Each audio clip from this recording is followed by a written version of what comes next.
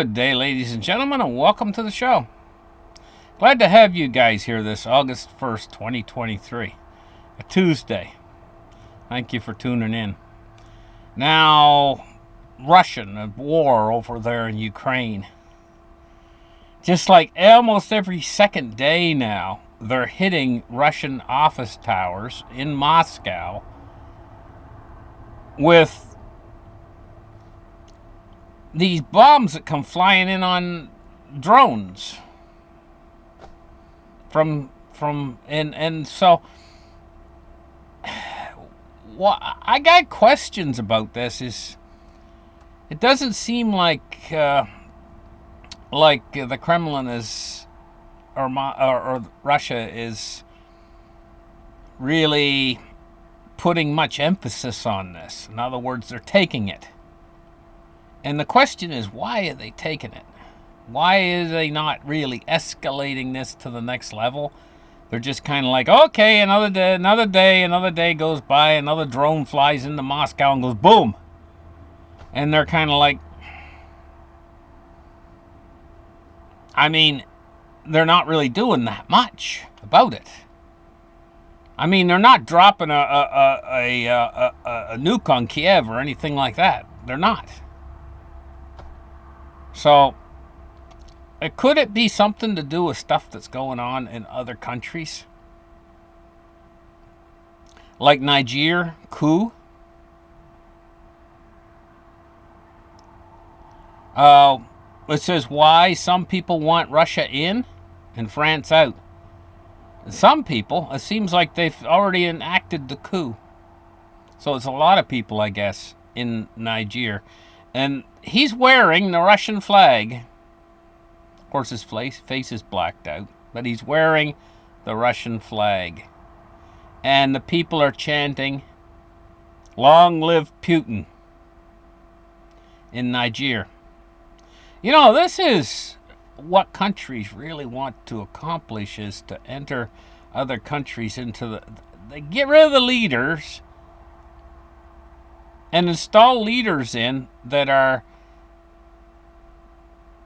like almost like puppet leaders. They leaders that are favorable to your particular country.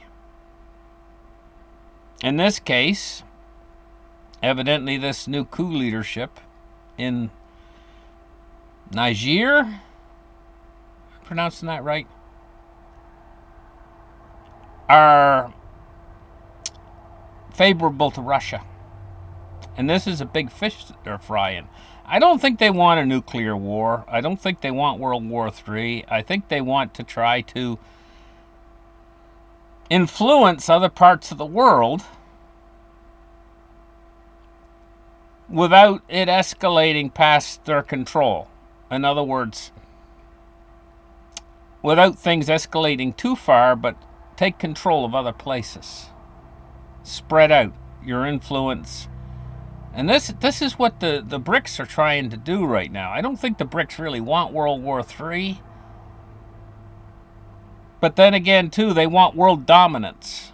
They don't want NATO interfering with their plans of a new world-dominated system that's going to be... I think ultimately they have gold in mind as a backing for... They see the folly that the West has made on disembarking somewhat from a gold standard and moving their currency into the status of just being a unit of measure with no value back behind it whatsoever. And how this is going to ultimately lead to a crash that's inevitable. A second wave of inflation could dash the United States. See, this is our vulnerable spot. And it doesn't require a World War III or nukes to hit us in our vulnerable spot. Our most vulnerable spot is our financial system. There's a very interesting thing happening right now. It's very important. You guys need to know about it. We've reached an inflection point. A tipping of the scale, so to speak, between inflation and deflation.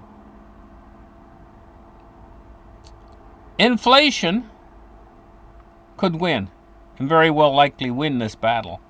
Believe me, it's a battle going on behind the scenes between the Fed, who has to, on one hand, be sneaky about being accommodative because they don't want the economy to collapse entirely, and on the other hand, be tight with monetary policy so they can support the dollar. And they're walking a very tight balancing act here between inflation and deflation.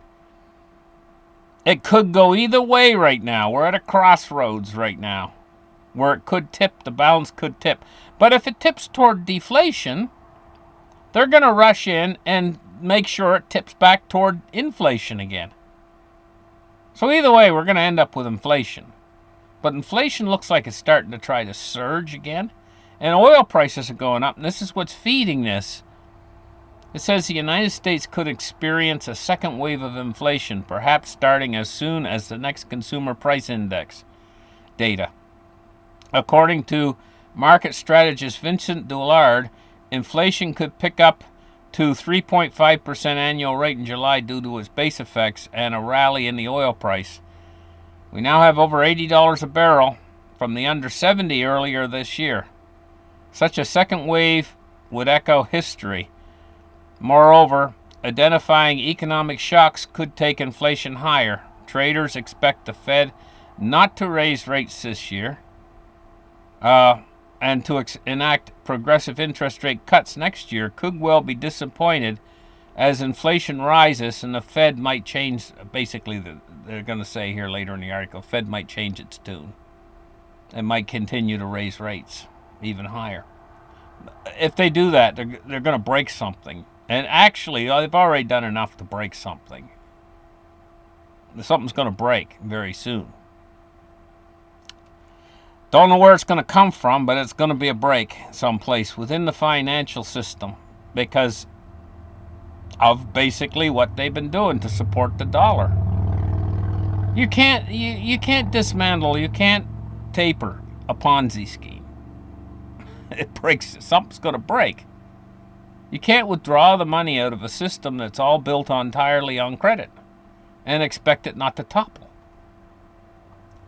Moving on, taking a look at the silver price today. You know what? They've done a smash here. A 61 cents down at 24.12. So that's a bigger smash down than what we had the other day when it went up. At the same time of day. Look, where it went up, now it's going down.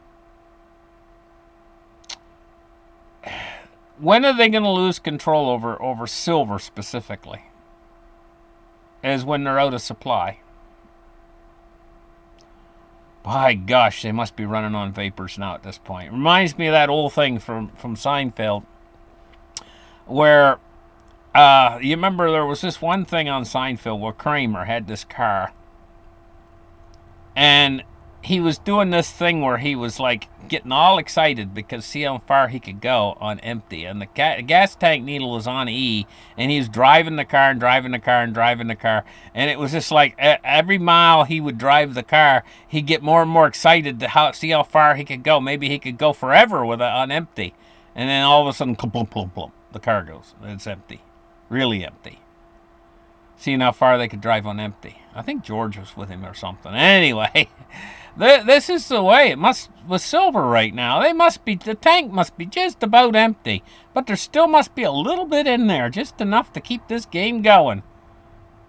And my question mark is how long before finally it's really empty?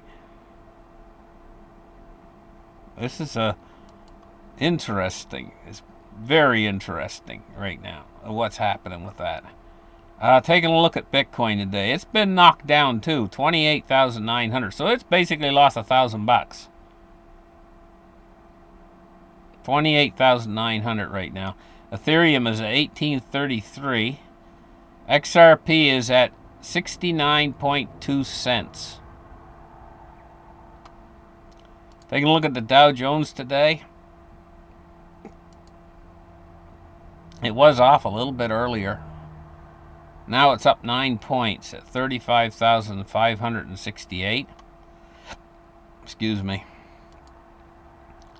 Crude oil today, 81.21. It's down 59 cents on the day so far.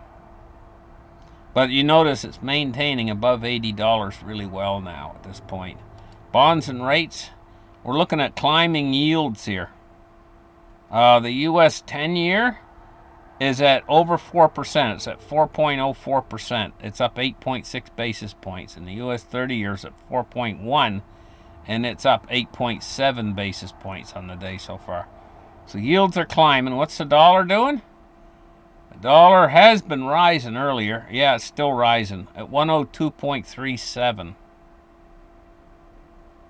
Thank you guys for listening to my show.